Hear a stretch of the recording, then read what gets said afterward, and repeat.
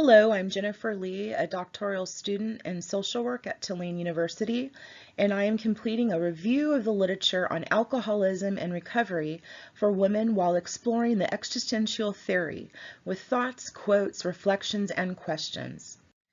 Be the light in someone's darkness, the shine in someone's dull, the flight in someone's wings, and the color in someone's bore. In the United States of America, alcohol is the most frequently used and misused substance, leading to devastating consequences, with people who drink alcohol excessively and binge and heavy drinkers being at greater risk. Alcohol use disorder, alcoholism, or a severe alcohol abuse problem is defined as chronic relapsing brain disease involving compulsive drinking with a loss of control and inability to stop drinking despite health, vocational, employment, and social consequences.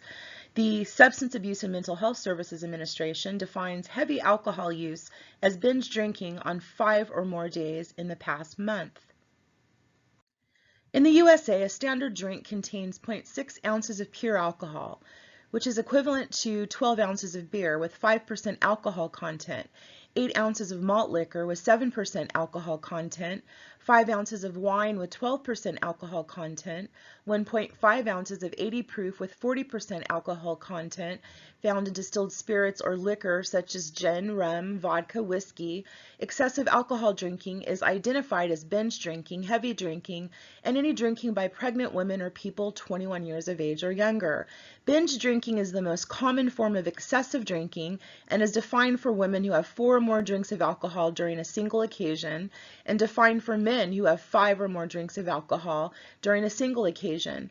Heavy drinking is defined for women as consuming 8 drinks or more of alcohol per week, and defined for men as consuming 15 drinks or more per week. The Dietary Guidelines of Americans defines moderate drinking for women as up to 1 drink daily and for men up to 2 drinks daily. Alcohol use disorder, defined by the Diagnostic and Statistical Manual of Mental Disorders, 5th edition, where both the alcohol abuse and alcohol dependence disorders are combined into one single disorder, called the alcohol use disorder, while including mild, moderate, and severe subclassifications, and also including craving as a criterion for a diagnosis for alcohol use disorder. It is one of the most prevalent mental disorders globally that is highly disabling and associated with numerous physical and psychiatric disorders that are correlated with substantial morbidity and mortality globally, and is often untreated in the USA, calling for urgency in educating the public and policymakers about alcohol use disorder in reference to alternatives for treatment, decreasing the stigma involved with alcohol use disorder, and encouraging individuals to seek treatment who cannot reduce their consumption of alcohol on their own, despite harm to themselves or others. Productivity and interpersonal functioning are impaired by individuals with alcohol use disorder and who misuse alcohol, while negatively impacting their families, friends, co-workers, etc., and also placing burdens on society through motor vehicle crashes, violence, and property crime. Alcoholism is an epidemic and harmful to oneself and other people, and involves increasing alcohol dependency, which impedes the individual's daily living and functioning capability in many aspects and dimensions. Alcoholism has devastating and often deadly effects on individuals, families, and society. Social workers and the helping professionals are and can be instrumental in establishing and shaping the formation of applicable policies, procedures, programs, and services to empathetically and effectively intervene and assist the individuals, their families, the community, and our society who are affected by alcohol use disorder, alcoholism, or a severe alcohol abuse problem. Please take a moment to reflect upon the last year, and if you know an individual who is suffering from alcoholism, is there a way that you can assist the person, and if so, how? Your action can possibly save their life. Research and published data from social workers. During my extensive online database literature search and review completed in February 2019, it was impressive and noteworthy to see social workers pushing forward the narrative and increasingly mobilizing to the forefront of this international epidemic of alcohol use disorder and alcoholism, as demonstrated with the compilation of informational data sheets inclusive of statistics, applicable assessment tools and resources, as well as conducting and publishing research studies and proposed methods and interventions in social work journals to gain an understanding of the totality of this crisis, the populations impacted, and while also considering the specific needs of women with a proposed means of remedy and resolve as evidenced by the recent literature reviews of 7 publications. And I've listed them here in blue. Social workers are taking the lead with publishing their research and findings in substance misuse, addiction, and psychiatric-related journals, while exploring, identifying, outlining, and speaking about the intricate needs entailed for individuals, inclusive of women, who struggle with addiction, and how we as the helping professionals can assist them, as evidenced by the recent literature review of 3 publications, and I've listed them here in blue. Some with qualitative interviews that provide the women with alcohol use disorder and a severe alcohol problem the ability to present their stories and experiences and what helps them, which speaks loudly to the importance of client inclusion.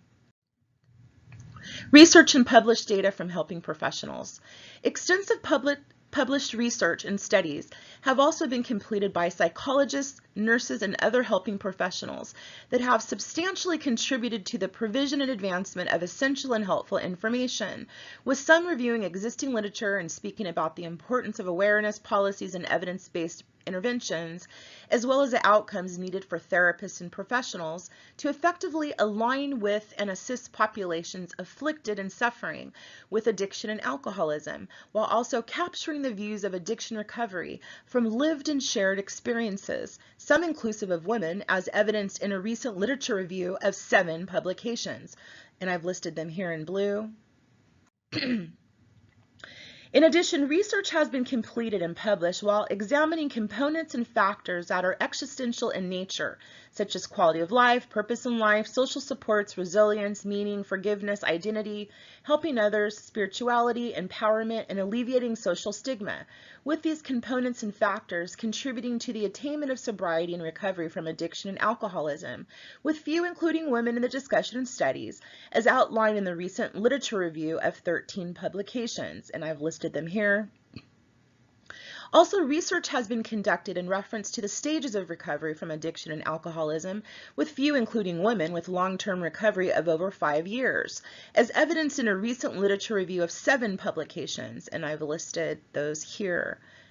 However, more information is needed for the establishment, initiation, and completion of additional qualitative and quantitative studies that focus solely on women with alcohol use disorder, severe drinking problems, and alcoholism, that includes brain imaging and the impact of drinking, while also researching the pathways that lead to drinking, addiction, sobriety, and recovery, and also viewing this population within theoretical reference points, as well as means and ways in which women sustain long-term recovery from alcohol use disorder and severe drinking. We are making progress, but so much more work is needed to assist with this crisis epidemic. A closer and deeper look at the national and international severity and impact of alcohol abuse can motivate one to take interest and assist with this population and with this problem. Global impact of alcoholism. Alcoholism is increasingly killing people around the world, with astonishing and languishing impacts and repercussions, leading to a call for immediate attention and global action for this international crisis and epidemic. There are record numbers of women around the world drinking alcohol at increasing levels, with negative physical and social health consequences manifesting more than ever before, with no signs of a decline, bringing this global problem to the attention of the medical and helping professions, criminal justice systems, and politicians. According to information provided by the National Institute on Alcohol Abuse and Alcoholism, 86.4% of people over 18 years of age indicated that they drank alcohol at some point. 15.1 million people over 18 years of age had alcohol use disorder, with 9.8 million men and 5.3 million women representing this population. 7.4% of males and 5.4% of females with alcohol use disorder over 18 years of age received treatment. Approximately 88,000 people, 62,000 men and 26,000 women, die from alcohol-related causes yearly. Alcohol is the third leading preventable cause of death in the USA. Alcohol impairment was a factor for 31% of overall driving fatalities in 2014.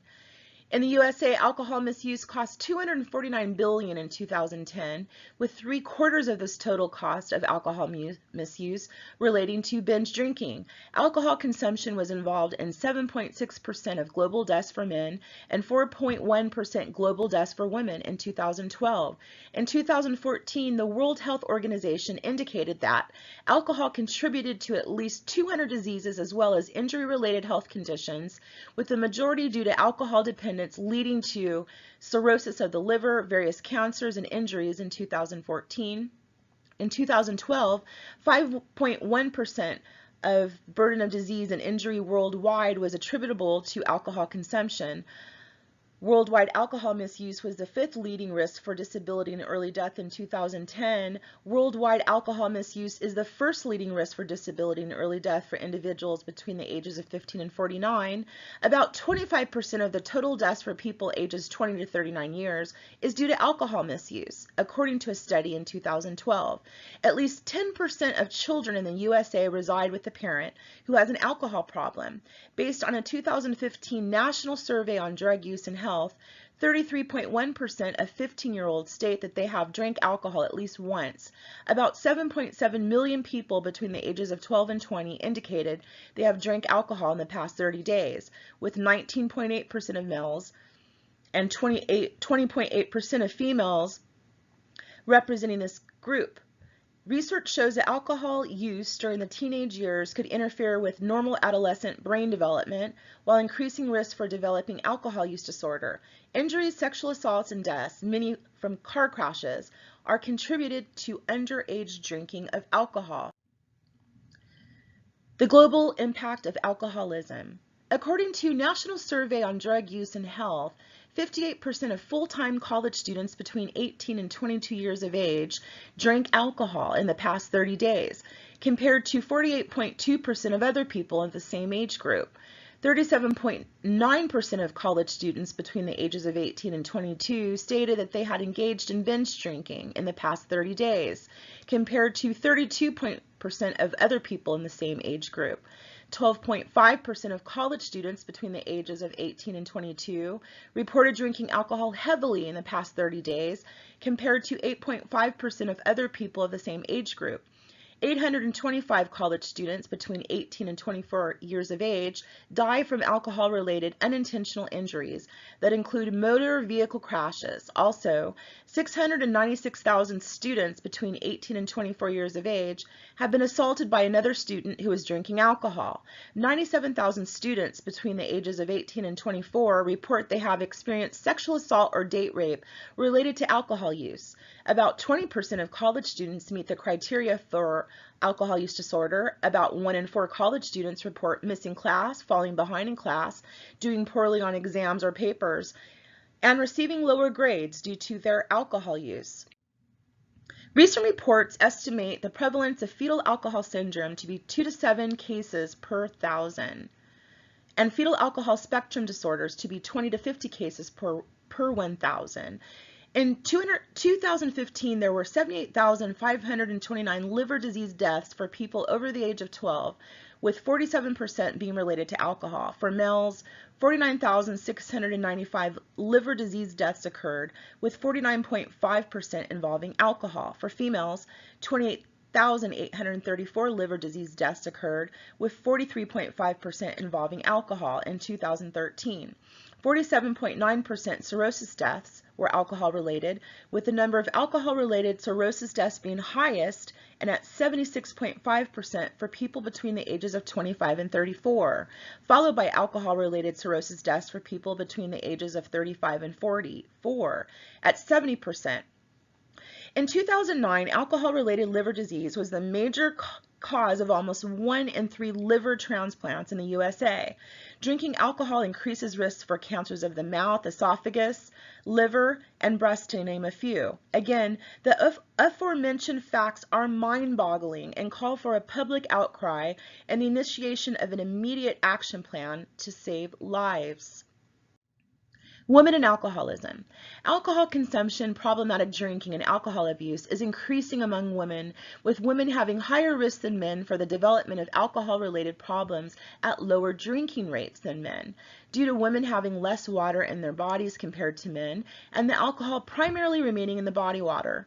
Women are drinking as much alcohol as men based on an analysis of 68 published and available international studies between 1980 and 2014 and inclusive of 4 million people born between 1891 and 2001.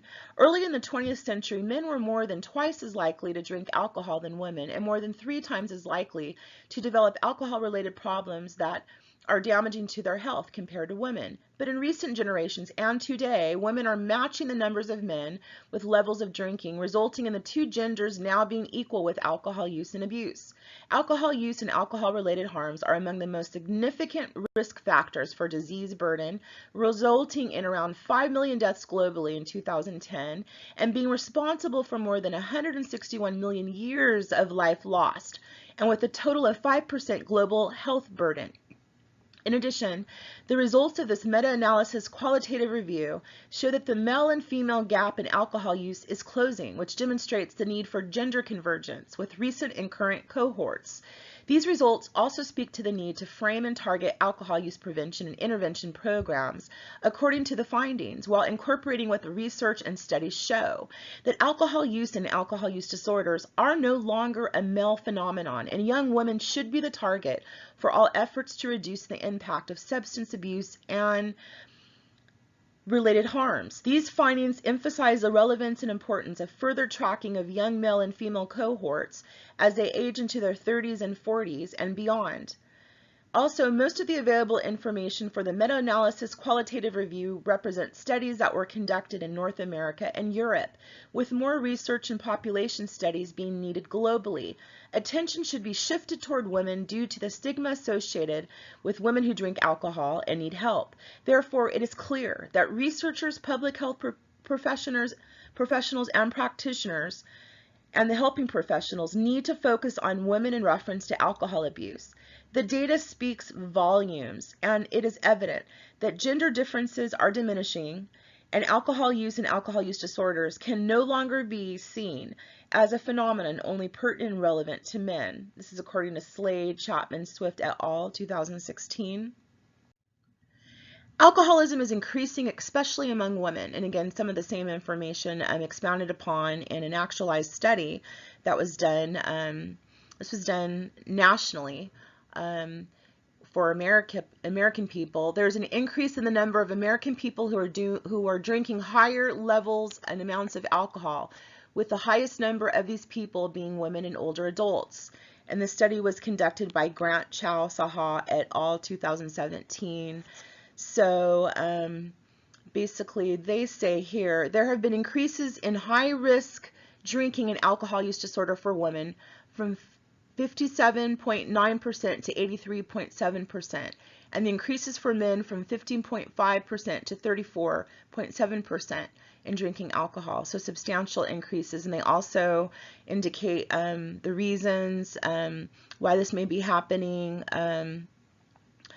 In reference to, they say, in addition to the stigma associated with drinking alcohol, drinking norms and values are more permissible and acceptable for women, an increase in educational and occupational opportunities with an increase of women who are employed. The stress entailed with pursuing a career and raising a family increases the propensity for high-risk drinking and alcohol use disorder for women, and due to the narrowing gender gap, an increase in women drinking alcohol with high-risk drinking and alcohol use disorder. There will be substantial future increases in morbidity and mortality related to alcohol abuse for women, who are more vulnerable to breast cancer and liver cirrhosis, as well as increases in fetal alcohol syndrome.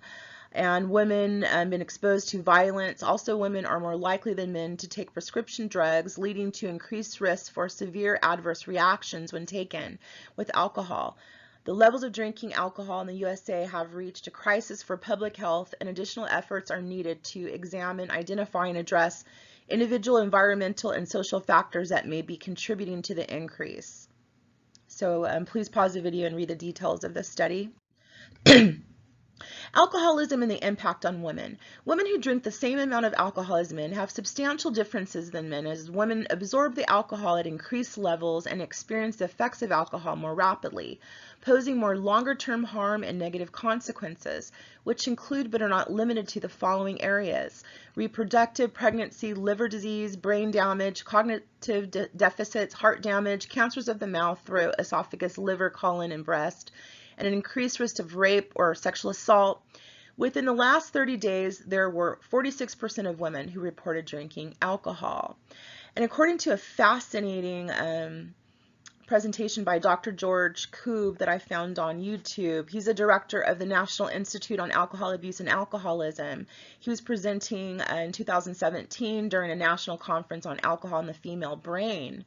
Brain structural neuroimaging studies are being recently conducted, with more research needed in reference to gender disparities for research, treatment, and recovery, motivational factors, and the effects of alcohol in the women's brain.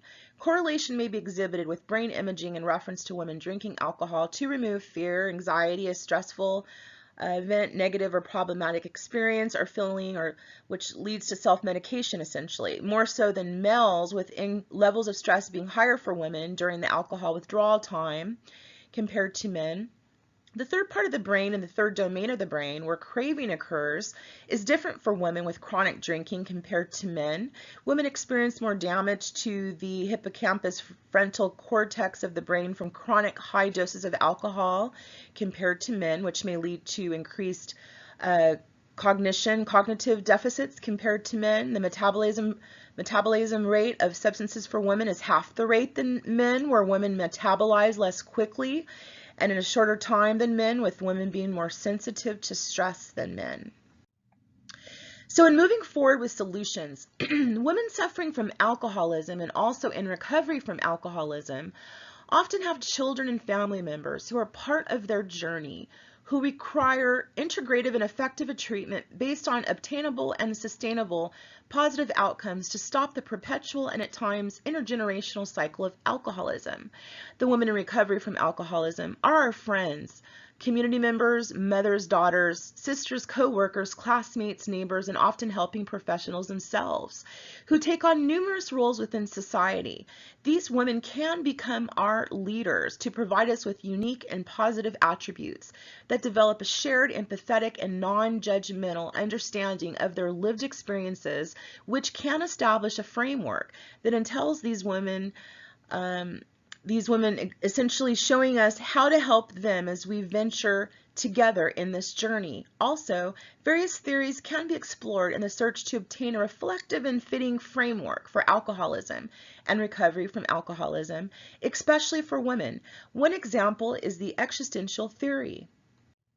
So let's take a brief look at this theory. And again, I encourage you to pause the video and read. There's a lot of details, statistics, information from my references. According to Wong, the framework for existential theory is compiled of this. The framework in which the existential theory is composed consists of people having the freedom and courage to transcend through existential givens and biological environmental influences and create their own future in their experienced reality. The theory is holistic and focuses on the lived experiences and future aspirations of the entire person while shaped with human existence. It posits that human beings are striving for survival and fulfillment despite dread and despair. The roots and origins of this theory stem from the work of the following philosophers: Soren Kierkegaard, and I apologize if I'm misstating their names, Friedrich Nietzsche, Karl Jaspers, Edmund Husserl, and Martin Heidegger, and they were European philosophers. And they indicated that a human being in the world has their being or existence in the world, and the world has its existence as experienced and communicated by the human being, with the world changing as a person's ideas about it change. So they go on to talk about that. In addition, this theory involves making courageous decisions to create one's own world and taking actions to fulfill one's full potential. The choice to change is a choice to live an authentic life and to become fully human, which may be difficult. When humans avoid the risk of change with choosing to remain where they are living an inauthentic existence. This may then lead to existential guilt, of failing to fulfill all possibilities, which may always remain and lead to inner conflict in which negative existential givens manifest, such as anxiety, dread, guilt, and despair, as opposed to the positive existential givens of freedom, responsibility, and transcendence. So they talk about that. Let's take a closer look here at existential theory. Viktor Frankl was different from existential psychologists and was the first person to emphasize positive existential givens and also develop logotherapy, which refers to the specific therapeutic process involved in helping people seek to discover and find their meaning in life while empowering them to live responsibly despite their life circumstances. Frankl was different from Rollo May, who also expounded on the existential theory, and from Irvin Yalom, who is another existentialist, due to his unconditional affirmation of life's meaning, which includes the ultimate meaning. And then it talks, I have more information here about Viktor Frankl. Frankl wrote, "It is possible to say yes to life in spite of all the tragic aspects of human existence, with the capability of changing the world for the better if possible, and of changing himself for the better if necessary, where life is meaningful under any condition, be they pleasurable or miserable." Existential psychology was introduced to America by Rollo May. Viktor Frankl, he was a European. Rollo May was an American psychologist. So May basically expanded upon the European foundations of existential theory.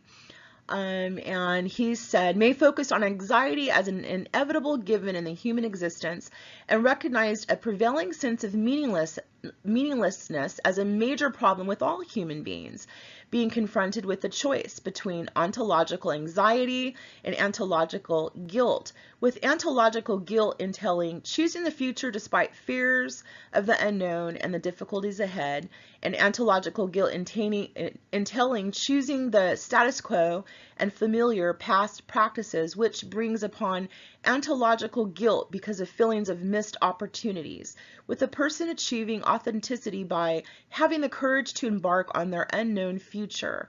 May related that for a person to affirm or preserve their sense of self, they need to remove self-centeredness by reaching out to others, and to overcome the anxiety of non-being, they will need to have the courage to develop new possibilities. May related that freedom and courage allows people to rise above and beyond their anxiety and personal issues in conjunction with the challenge to live each moment with freedom and responsibility. Courage can be a means to express authenticity and is essential to the creative process, which will always entail existential encounters with anxiety and fear. So he talks a little bit more about that, and he says, authentic individuals are free to create due to their courage, to confront and accept their self-doubts and anxiety, with freedom being the ability to choose and to design one's own future despite limitations, which May calls destiny. So, even deeper look at existential theory. Rollo May, like Paul Tillich and Viktor Frankl, believed that religion can play a positive role in establishing a life with meaning, and related that people need to utilize their will to create their own values in which to live their lives. May's existential psychology indicated that people are both free and determined, good and evil, alive and dead, and it is through confronting and integrating the opposites people can discover meaning and authenticity. Irvin Yalom, an American existential psychologist, agreed with May in that people can live a meaningful life when they confront death, anxiety, and other existential givens. Yalom's 4 existential givens for psychotherapy include inevitability of death, freedom to choose how to live, sense of ultimate aloneness, and meaninglessness of life given the previous 3 givens, with these givens creating anxiety and leading to many psychological problems due to an individual's defense mechanisms in coping with existential anxiety. The goal in psychotherapy is to assist clients in confronting their fears and anxieties while participating in life courageously and creatively. And so Wong, 2005, Dr. Paul Wong, I really enjoy reading his material. He identifies 4 major themes for integrative existential psychology. 1, human nature and human existence. And here are a few of his questions. What is a human being? What does it mean to exist and live as a human being? Second part, personal growth and actualization. Dr. Paul Wong asks, what is human potential? How can we fulfill our potential? Third, the dynamics and structure of personality. And Dr. Paul Wong asks, what is the structure of human existence in all its complexity and duality? 4, the human context and positive community. Dr. Wong asks, what needs to be done to create a safe, trusting, and caring community conducive to human growth? Wong states the following. The negative existential givens such as meaninglessness, despair, and fear of death are counteracted by positive existential givens such as quest for meaning, the defiant human spirit, and faith in God or higher power, with the development of healthy personality when there is a healthy balance between positive and negative existential givens and between competing needs and life goals. Human freedom is possible because of our capacity to transcend biological, environmental, and historical influences. It is also because of our capacity for imagination, intentionality, self-distancing, and self-transcendence. All humans have the courage to do what is right and meaningful, to live authentically, and to pursue their dreams. Positive healing conditions such as trusting, supportive, and caring bring about the best in humanity because they strengthen the positive existential givens and weaken the negative existential givens, which are toxic conditions such as oppression, suspicion, and fear, which bring about the worst in humanity because they strengthen the negative givens and weaken the positive givens, with the principle of reinforcement playing an important role in influencing one's values, habits, attitudes, actions, and the choice of life goals. Wong further states, quote, given the failure to build a scientific body of knowledge, many of the concepts and principles of existential psychology are too ambiguous or imprecise to be tested empirically. So the scientific support for existential theories are weak or non-existent. But this also means that there is no clear scientific evidence against existential theories. So their ability to empirically test them is questionable. Integrating existential theory into social work. It is impressive that an article referencing existential theory was published in a social work journal by a philosopher and psychologist who provides insight into addiction and recovery. According to Adams, 2017, our experiences as individuals is conditioned by emotions, which are in turn conditioned by personal history, cultural context, personal tendencies, and attributes that are compiled from a complex combination of genetics, environment, and beliefs. Transcendence is when the human experience moves beyond its bounded, finite nature and connects with something outside of its own limitations.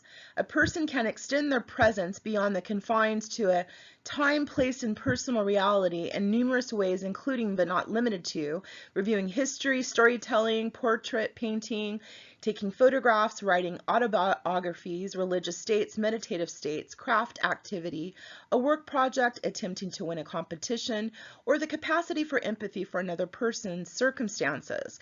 Although we are each locked within our own inner worlds, we are still capable of imagining and constructing the inner worlds of others, which is a critical factor of transcendence for our capacity to function socially. Practitioners and helping professionals are in a position to assist people with major life transitions, in that emotional turmoil leads many people to seek out a counselor, psychologist, psychotherapist, doctor, social worker for guidance on how to navigate the turbulence where there is a lack of equilibrium or what he refers to as oscillating imbalances. Assisting people in distress due to oscillating imbalances is to support them in understanding how and where these dynamics are occurring from their point of view.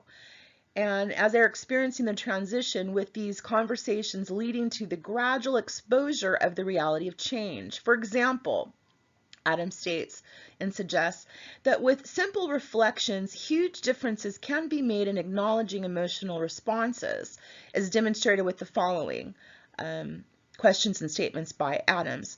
I guess it feels unfair, validating confusions. Yes, it does. it doesn't make any sense. Paraphrasing key meanings: hopeless situations, or simply listening and encouraging disclosures with nonverbal or minimal encouragers. The existential dynamics of finitude and transcendence are some of the components occurring during major life transitions, but are often overlooked in social work practice and need closer examination, according to Neil Thompson.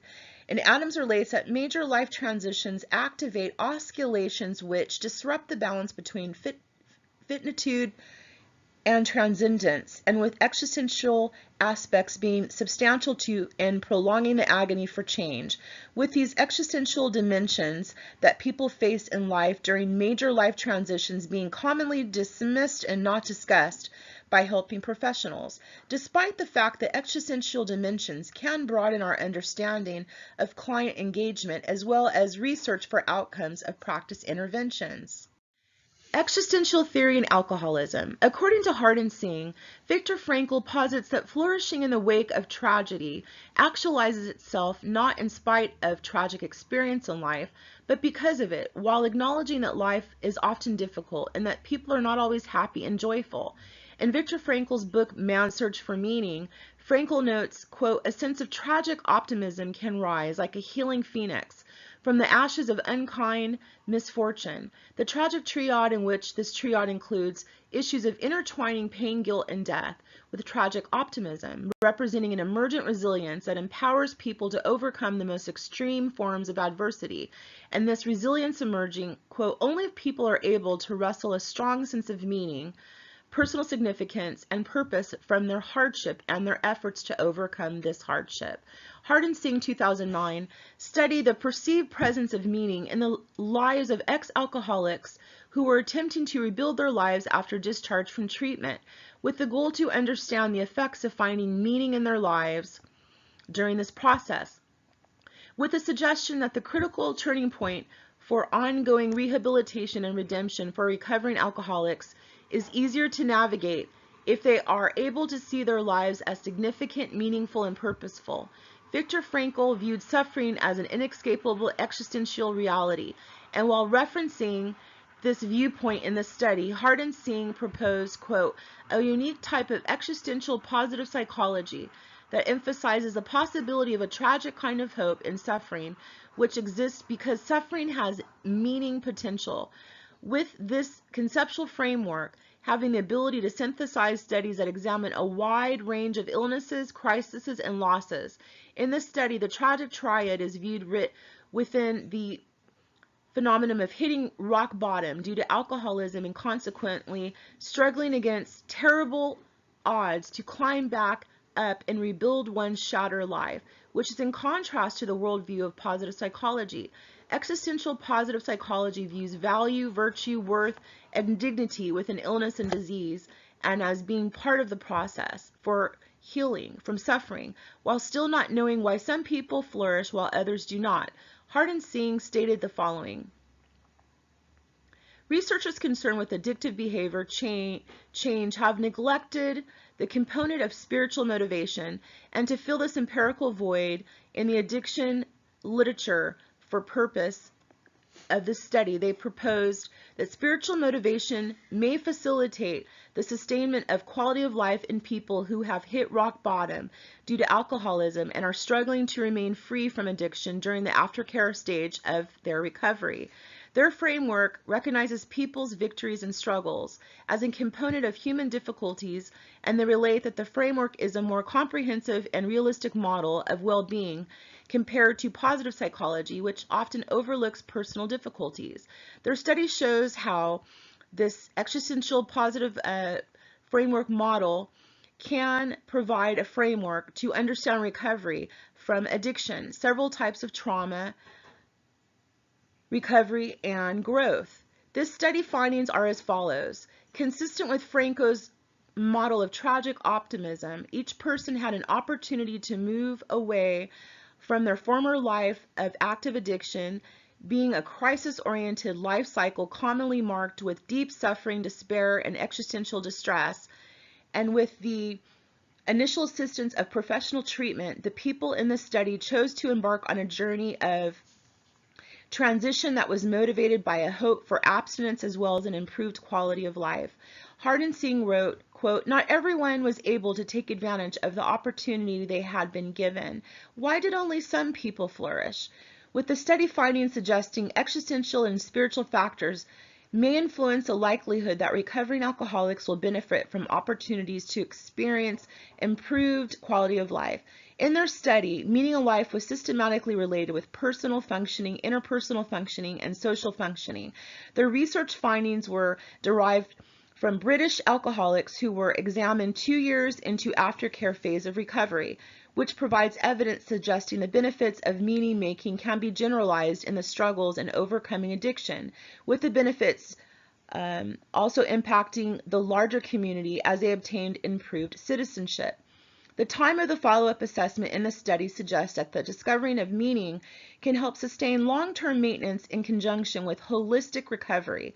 In conclusion, the findings in the study are consistent with the existential model of self-transcendent meaning as established by Viktor Frankl, where suffering in life is viewed as a catalyst for a more fulfilling way of being. If people are able to discover meaning and purpose in that suffering. In the study, Hardin-Singh studied 68 recovering alcoholics 2 years into recovery, with the consequences of finding meaning in life of alcoholic suffering and struggling to recover extended beyond the personal level of analysis to the interpersonal level. And for the 26 recovering alcoholics they studied, who were also spiritually motivated, the effects of meaning making radiated even further.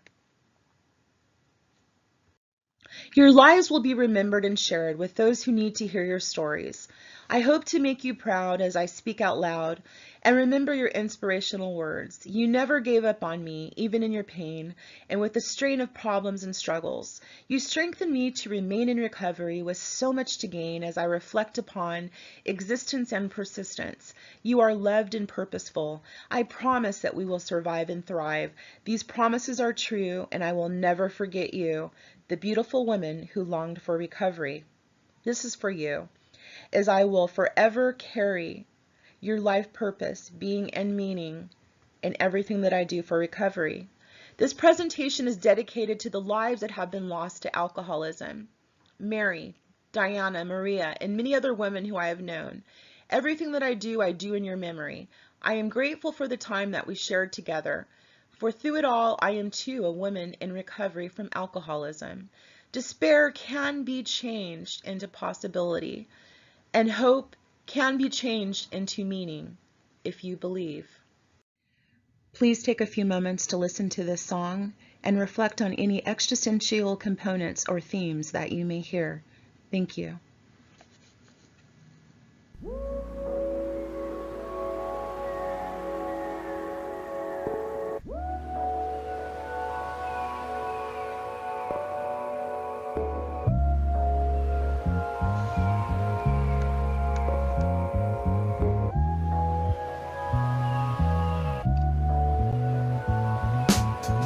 Mom gave me a holy Quran. God accepted me with open arms. I can feel the love. You don't need to read my palm to know that I am charmed. Look at my face and I'll let you know what I have faced. Sometimes I just don't know which way my life may go. I need you to give me hope. Sitting beside my mother at a AA meeting.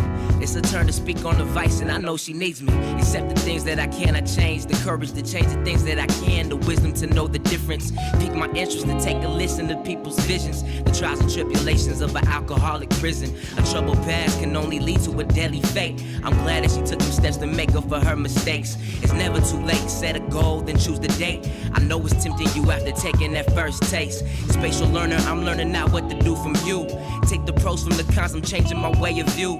Everybody has their flaws that they can recall, but this ain't no product that you can just go recall. God must have a sense of humor, cause it's funny how a tough situation can be a blessing in disguise. Let me know where I gotta go, that'll let me know where I know I gotta be. If my heart turns cold, promise me that you'll come for me and bring the heat. Send me a sign. Sometimes I just don't know which way my life may go.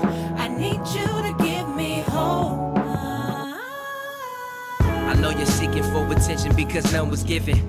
As a child, you was wild and they wouldn't listen to the signs of the SOS. You wore on your chest, your other half says give it a rest. History repeats itself, now I'm walking in your shoes. The very thing you despised is now what you do. Taught by another, in need of love from a mother, and my dad was in prison. I pray God forgive him. That's common these days, and that's the problem. We need more men to step up and women to hold it down. If you gon' make the babies, then you gotta be around. We all kings and queens, you just gotta earn the crown. What's worse than failing? Not trying with all regrets. I'ma give it my best till it's my last breath. I know you're a single parent, it isn't fair. I watched you change for the better, and that there is rare. And I said, let me know where I gotta go. That'll let me know where I know I gotta be. If my heart turns cold, promise me that you'll come for me and bring the heat. Send me a sign. Sometimes I just don't know which way my life may go. I need you to give me hope. Gotta believe in something. Hope is a precious thing. Resources are running thin. The sign up for self-esteem. This life, what does it mean? The life of a human being. Death comes too easy while life is but a dream. Scared that I'll fail. Scared I'll go to hell. Lost in my own mind. Blinded by any signs. I can't even tell the time. I can't even hear the chimes. They judging me on the color. Won't even listen to rhymes. Sterile to the youth. The minds they can't produce. Thoughts that make them individuals of me and you. You need that Bluetooth. The frequency's getting loose. Technology running shit, they telling me it's the truth. Call it a taboo, religious with tattoos. Does the ink on your skin truly describe you? Or is it something of a map route planned out? I'm just looking for a better way out. Sometimes I just don't know which way my life may go. I need you to give me hope.